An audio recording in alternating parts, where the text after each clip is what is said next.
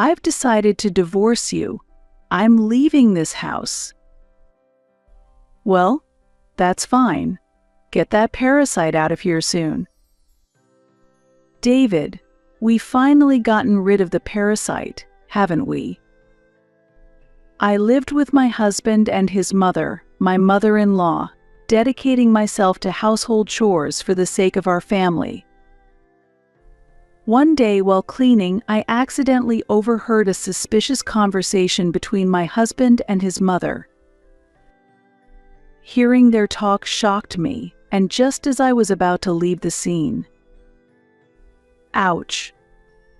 Surprised and shaken, I tripped over a small step in the hallway and fell. My husband and mother-in-law rushed over, but instead of worrying, they said something unbelievable. "What are you doing? It's really clumsy to fall during housework. Hey, since housework is your only value, you should be more careful." Unable to bear their words any longer, I declared my intention to divorce my husband. "Ha, are you still saying that? Let's end this. I have already contacted my father, and he is coming to pick me up." Great timing. I wanted to say something to your father too. I want to see what the face of a parasite's father looks like. My husband and mother-in-law laughed joyfully, unaware of anything, but then my father arrived. "Emma, did you wait? David, playtime is over." "What? Why is Mr. Hanson here?" "Really?" At the sight of my father, my husband and mother-in-law turned pale and started trembling. Their reaction has a background, but this moment was also changing the lives of two people who had only seen me and my sister-in-law as mere tools. I'm Emma Simpson, 28 years old. I'm a part-time working housewife. I grew up in a single-father family.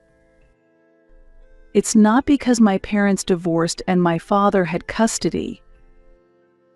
I will explain the details now. Hey, make sure to check both right and left when crossing the street, and raise your hand when the light turns green to cross, okay? Yes, Mom, I'm fine. As a child, I often went for walks and shopping with my mother. During these times, she always held my hand and taught me traffic safety rules. This day was no exception, as I was walking as usual with my mother.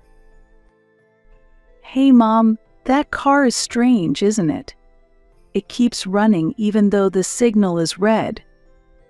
Oh, really? But I'm sure it will notice and stop. Thinking so, we were crossing the pedestrian crossing when... Really? It's not stopping, coming straight at us. Emma, be careful. Ah. The car did not show any sign of stopping and charged forward, causing my mother to step in front of it to protect me, and she was hit by the strong impact. Thanks to my mother's sacrifice, I only suffered minor scrapes. Mom, please wake up. Respond to me. My mother was bleeding profusely and was unconscious on the ground. Bystanders immediately called an ambulance, and she was rushed to the hospital, but it was too late. My mother passed away, never to return. Mommy, as a child, I couldn't fully grasp the reality and cried intensely, but it was my father who supported me then. Your mom protected you, Emma, so she must be happy with that. She will watch over you from heaven. If you keep crying, Mom will worry and cry in heaven too. Okay, I won't cry anymore. My mother's death in a traffic accident was deeply saddening, but with my father's words, I etched them into my heart and accepted reality. Surely, Dad must be sad too. Even so, my father never showed his grief openly, pouring all his love into raising me in place of my mother.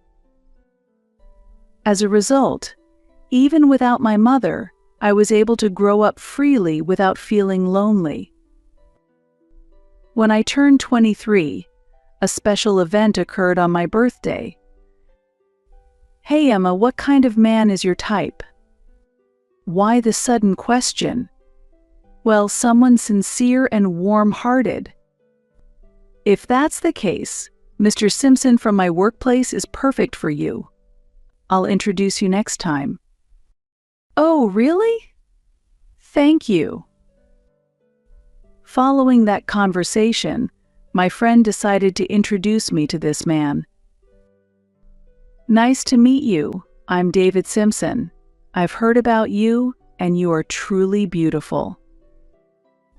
Ah, thank you. I'm Emma Hansen. David, you are also very refreshing and wonderful. David was introduced by a friend as a businessman 2 years my senior. He was skilled in sales work and expected to be promoted in the future, despite his young age. Both his appearance and conversation made a good impression, and I genuinely felt he was the ideal partner. David, how do you spend your weekends? I often go fishing. Would you like to join me next time? That would be lovely, please. We enjoyed fishing together and shared many conversations over our dates.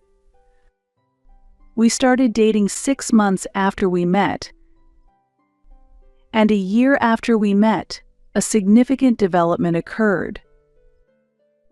Emma, I deeply love you. Will you marry me? David, I'm grateful. I love you too. Yes, please. This is how we decided to get married.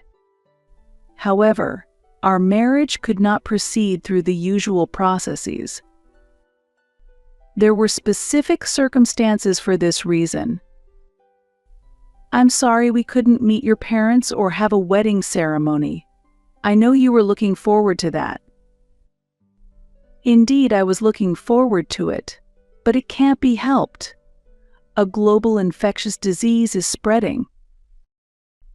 Indeed, it's unbelievable that we were able to deepen our relationship to this point and proceed with marriage before the global infectious disease spread. Because of this background, we submitted our marriage registration without having a wedding ceremony or meeting with parents. Even after marriage, we continued to live happily together. Our life together was very happy, but a year into our marriage, a greater joy came our way. Wow, she's so cute. Thank you for being born. Your name will be Claire. She's really cute. Claire, it's Daddy. Hee, David, you are totally smitten with little Claire, aren't you? A lovely daughter was born into our family. At that time, I think I felt the happiest I've ever been in my life. From now on, maybe our family will grow, and we might spend happy days together as 3 or more. Back then, I was quite optimistic about it. However, that happy atmosphere suddenly changed 3 years later. I was 28 years old at the time. When our daughter turned 3 and started going to kindergarten, my husband brought up an unexpected issue. My mother called, and she said that my father has passed away. She's alone and worried, so let's move in and live with her at our family home. Living with your mother? Are you serious? Of course.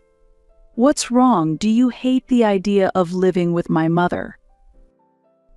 No, it's not that. But it's so sudden? Strangers are strangers. We can't just move in together like this. Since we hadn't had a wedding ceremony or met face to face, I didn't know much about my mother-in-law. So the idea of suddenly living together was quite unsettling. Anyway, it's already decided. I'm worried about my mother, so it's only natural. Even if you say that. He was so adamant about his stance that I felt it was impossible to coexist with this man any longer. However, I thought it might be worth a try and reluctantly agreed. Because we had a daughter, I couldn't simply think about separation, and as a result, it was decided we would live with my in-laws. My father is also living alone at home. Even though I thought about this, the atmosphere was not receptive, so I gave up on saying it. David, welcome back. Oh, Emma is here too. And this must be my granddaughter Claire. She's very cute. Ah, Mother, nice to meet you. Sorry for not coming to greet you sooner. That's okay.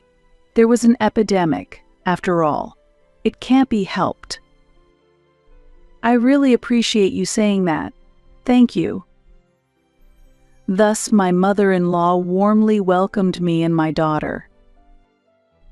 Being the mother of my husband, she must be a kind person, right? I wanted to believe that, but a slight doubt remained in my mind. Maybe her kindness is only temporary. I thought this after seeing my husband's behavior when we decided to live together. Previously, he had always prioritized me and treated me with care. Despite this, he pushed his opinion unilaterally this time. I was concerned that my mother-in-law might eventually show her true nature and neglect me, leaving me uneasy. Living with my in-laws, I was constantly fearful of when my mother-in-law might reveal her true colors, but 6 months passed without incident. Maybe I'm being too wary of my mother-in-law. While I was thinking this way, a new person appeared, and the situation rapidly progressed. I'm home. Hey, listen, David. Lucy is back. Lucy, say hello. I'm home. It seemed my mother-in-law had been out, but as soon as she returned home, she excitedly spoke to my husband. Next to my mother-in-law stood a woman of about my age, modestly introduced as Lucy. Oh, Lucy, you're back. Where have you been wandering? Hey, David, who is Lucy? Ah, Emma. I hadn't told you yet, but she's my sister. What? I had no idea you had a sister. I was stunned by my husband's words. I had never heard that my husband had a sister, and her return was sudden. Looking at my husband and mother-in-law, it seemed she had returned for some reason. What will happen to our lives from now on? Who exactly is this sister-in-law? I was filled with anxiety about how our lives would change in the future. Another concern stood out. The noticeably protruding belly of my sister-in-law. Excuse me, Lucy. Nice to meet you. I'm David's wife, Emma. This might be a bit rude, but is that belly perhaps?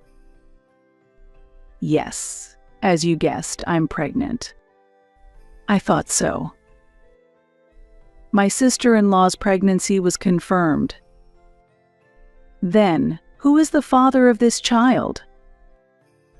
Did my sister-in-law return to her family home of her own will? The more I thought, the more questions arose and my head was in turmoil. Seeing this, my husband and mother-in-law looked at me and smirked, then uttered surprising words. "Hey, Mem, Lucy is pregnant. It's worrying if she becomes a single mother." "Yes, indeed. From now on, Lucy should live here with us permanently." I had not anticipated this sudden proposal to live together, nor this statement. But this time, I couldn't just comply with my husband and mother-in-law. I felt the need to have a serious discussion and settled my mind before speaking up. "David, Mother, please wait.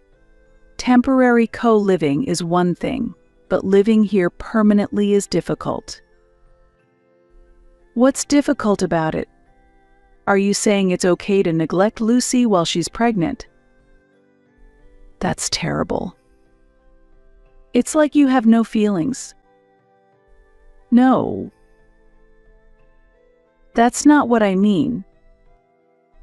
But the increase in family members means increased food and utility costs, which significantly impacts our life." While both opinions remained unclear, my husband and mother-in-law took their time to explain their thoughts. Actually, the family home is spacious enough that adding one more person isn't a problem, they believe. "Both of you, please consider our future life more seriously." I absolutely need them to understand my point of view. However, it seemed like my words were not reaching them. The next moment, they said something outrageous. "Emma worries too much. It'll be fine. In fact, having one more person might even make our lives easier." "Yes, that's right, as David says. That's why we truly welcome Lucy." "What? What do you mean?" At that time, I couldn't understand their reasoning at all. But soon after, I would come to understand the true meaning behind their words. I can't believe they were thinking such things. This incident happened one day while I was cleaning the house. I noticed my husband and mother-in-law talking earnestly about something. They both had quite sinister smiles on their faces, and while I told myself that eavesdropping wasn't good, I couldn't help but be drawn to their conversation and couldn't leave. Unaware of my presence, my husband and mother-in-law continued their conversation. "Hey, Mom, it's really helpful that Emma is better at housework than I thought." "Yes, really, David? You got a good wife." Is this a compliment to me? It seems they are satisfied with my housework skills, but something doesn't sit right. Why would they talk like this about me when I'm not around, despite never praising me directly? As I pondered their reasons, they continued their conversation, and their true intentions became clear. Emma is good at housework, and although Lucy is currently unemployed due to her pregnancy, she has qualifications that could lead to a high income in the future. If we use these two wisely, our household will be secure. What does that mean? At that moment, I realized they weren't truly appreciating me or praising me. Moreover, I realized they might not actually be concerned about accommodating my sister-in-law either. Then I heard the next thing my husband and mother-in-law said, revealing their true intentions. "Let's keep using Emma like a housemaid, and Lucy as a cash cow to support the household." That's a brilliant idea, David. Really smart. This is terrible. In the end, they weren't truly valuing me at all. Their conversation made this painfully clear, and I felt a darkness descend before my eyes. just as I was about to leave the scene. Ouch. Surprised and in shock, I tripped over a small step in the hallway and twisted my ankle. Because I involuntarily cried out, my husband and mother-in-law heard me. They looked down on me and started talking. "What are you doing? It's really clumsy to fall during housework." Seriously, since housework is your only value, you should be more careful. At that moment, when they mocked me, something inside me broke. That's enough. With that resolution, I calmly declared, "I've decided to divorce you. I'm planning to leave this house."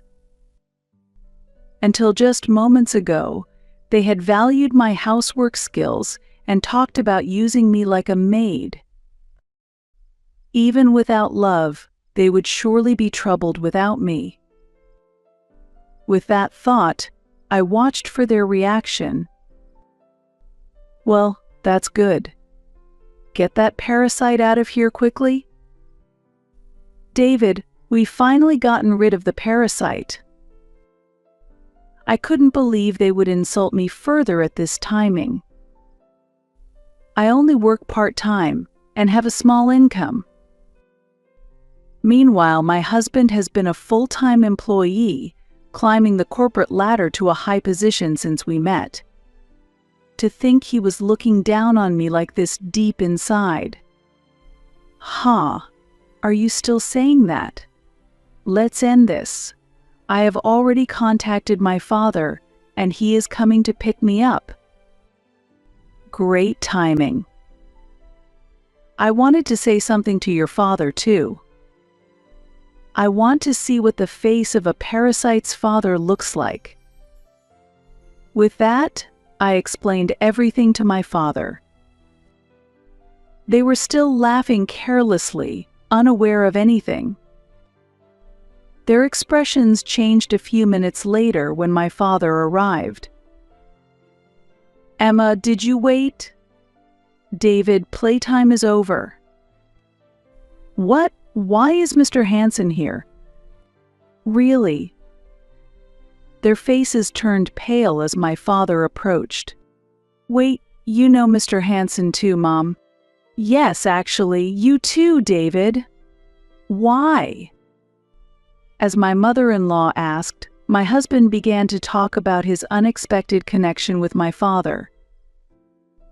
"Actually, Mr. Hansen is a key executive at our company's major client. I never imagined he'd be Emma's father." What a thing. We should have checked properly. This is a big problem. "So, what's the big deal? But why are you panicking too, Mom?" That is. As my husband asked, my mother-in-law looked away and stumbled over her words, so my father explained their relationship instead. "Actually, your mother was responsible for the accident that killed my wife." What? Unbelievable. Why would you do such a thing? Shocked, my husband could not hide his astonishment. Meanwhile, my mother-in-law, now that her past was exposed to her son, was visibly disturbed and held her head. "Your mother hasn't finished paying the compensation for that time." "I thought she was making steady payments, but seeing such behavior doesn't seem like she's reflecting." "No, that's not true. It seems like Emma is misunderstanding something." "Misunderstanding? Emma, is that really the case?" "Since I was young when the traffic accident involving my mother happened, I didn't know about the subsequent dealings with the police or the perpetrator. However, after hearing the conversation between my father and mother-in-law, I learned that my mother-in-law was actually responsible for taking my mother's life, and I couldn't forgive her. In addition, there was the fact that she had been bullying me. No, it's not a misunderstanding. She was laughing when she said, "It's good that we could get rid of the parasite." When I insisted on this, my father glared more sharply at my mother-in-law and continued speaking. "How could you do such a thing? This is unforgivable. Now you must pay the remaining compensation in one lump sum. Please forgive me." "There's no way I can forgive you. And David, I have continued dealing with your company out of respect for Emma until now, but I will reconsider our transactions from now on." "Please, don't do that." At this demand, my husband and mother-in-law sank to their knees, heads bowed. Maybe this will make them reconsider. That thought vanished in a moment. My husband and mother-in-law, as if they had realized something, their eyes lit up and they started discussing. "Him? Wait, maybe there's a way out." "You think so too, David?" "I think it will be okay." "What do you mean, it will be okay?" Confused, I questioned my suddenly optimistic husband, but after all, the issue with your father is purely personal, right? Even if we have to reconsider the deal because of it, it won't affect our connections with other companies, so finding new clients will be fine. If we clear that up, then paying the compensation all at once won't be such a big deal either. Huh, really? Will it really work out that smoothly? I couldn't understand where their confidence was coming from. Even as I listened to them further, it made no sense to me, so I stopped probing deeper. And just as I was about to leave to distance myself from my husband and mother-in-law, "Sis, wait a moment. Please read this on your way back in the car." While saying this, my sister-in-law hurried over and handed me a letter. "Thank you, Lucy. I'll read it later." After that, I took my daughter and headed to my father's house.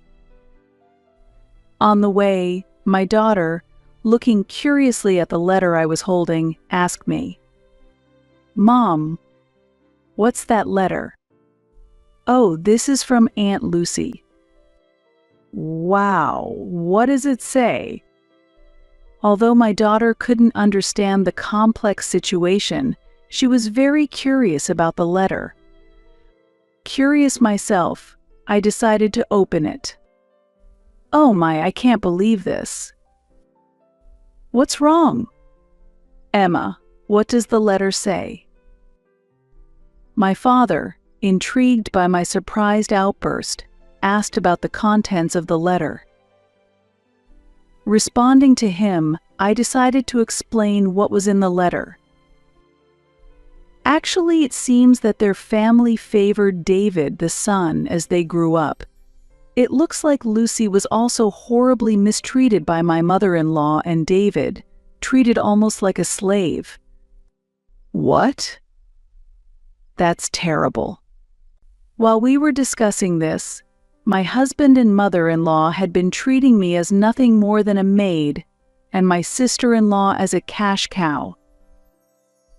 Reflecting on it, when my sister-in-law came back, she was downcast and clearly didn't look well. Continuing the conversation with my father, I added, "She couldn't stand it anymore and left home 2 years before we got married." "I see. That story makes sense, given their behavior." "Yes, exactly." As I read more of the letter, my sister-in-law mentioned the father of her baby. After leaving home, she happened to meet a man and fell in love, got married, and eventually became pregnant. However, she was spotted by a friend of my mother-in-law during a prenatal checkup, and the news got back to her. As a result, she was forcibly brought back home to live together. So that's why Lucy is considered a single mother. It was natural for my father to be puzzled. From this alone, it's clear that my mother-in-law acted on assumptions without verifying facts. Lucy's husband was stationed overseas, and she was managing the home alone. But that assignment is supposed to end soon. Lucy's letter mentioned a plan to somehow escape this situation as soon as her husband returned. My husband and mother-in-law were under the impression that my sister-in-law was a single mother, but in reality, she has a husband. I wonder what Lucy will do now. Although I've received thanks from her for the care I provided them at home. Well, there are concerns, but since it seems she is not a single mother and she sent you such a letter, she might be quite prepared for what's next. Yes, we just have to trust Lucy. Accepting my father's words, I resolved in my heart to believe in and support my sister-in-law. Looking more closely at the letter, Lucy said, "This is a small token of thanks," and she included $300. I didn't intend to make her feel so obliged. What will become of my in-laws' home now? Amid these worries, the thought of their household possibly plunging into chaos brought a smile to my face. Later, I was able to receive the compensation and child support in one lump sum from my husband and mother-in-law. 3 months later, while I was living peacefully with my father and daughter at home, the phone suddenly rang. I wonder if that's a call from David. What could it be about? The compensation and child support have already been settled. Still, I decided to answer the phone. "Emma, Lucy has taken her child and gone somewhere. Do you know where Lucy is?" "What's going on all of a sudden?" "Lucy is probably overseas, I think." "What? How do you know that?" I was a bit puzzled when I was asked over the phone why I knew something after being questioned. I sighed and decided to explain why I knew. Lucy gave me a letter when I was leaving the house, and it mentioned her husband who is overseas. "Is that so?" "Then you might know which country he's in, right? Can you tell me?" Saying that, my ex-husband was desperately trying to find out her location. Unfortunately, I don't know the exact location. The letter mentioned that he was on an assignment overseas, but it didn't specify which country. I'm sorry, but I don't know. That's problematic. I'm in trouble without her. When I told him that her whereabouts were unknown, my ex-husband murmured weakly, clearly disappointed. "Why are you so upset? What happened?" Feeling his despair over the phone, I couldn't help but ask. Then my ex-husband began to elaborate on his situation. Actually, both my mother and I were relying on Lucy's savings. Since she disappeared, life has suddenly become tough. Why would that be? David, you still have a job, and your income should be stable, right? Setting aside my former mother-in-law, who is a housewife, my ex-husband should still be working. The compensation and child support have been paid, and his income should be fully available for their living expenses. Actually, after we lost the deal with my father-in-law's company, I was demoted due to being held accountable. I tried to establish deals with other companies, but it didn't work out. So your income decreased because of that? Yes, that's right. If you understand, then please don't make unnecessary comments. David clearly couldn't hide his irritation while discussing this. However, with proper financial management according to their income, they should be able to support themselves adequately. There must be another reason they can't.